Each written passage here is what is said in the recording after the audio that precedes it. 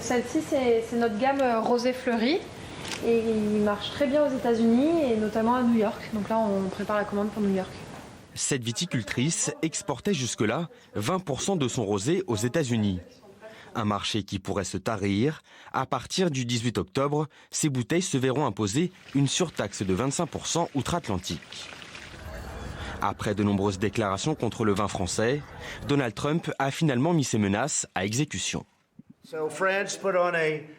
La France a créé des taxes sur nos entreprises, vous le savez. Eh bien, ce n'est pas bien, il ne fallait pas faire ça. Il n'aurait pas dû faire ça.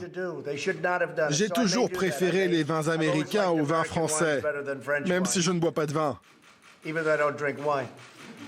J'aime leur apparence, d'accord? Les vins américains sont super. L'Amérique est le meilleur client des viticulteurs français hors Union européenne. La France y a exporté pour 3,2 milliards d'euros l'an dernier.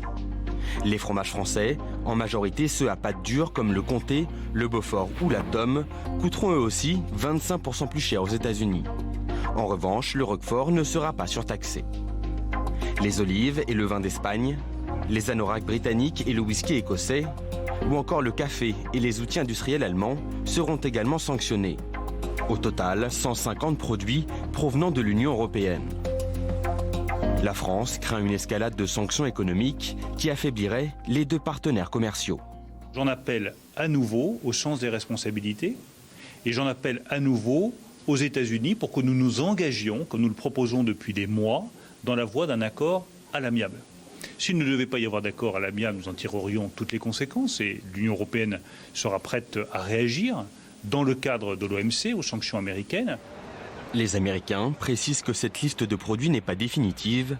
Ils se réservent le droit de la modifier.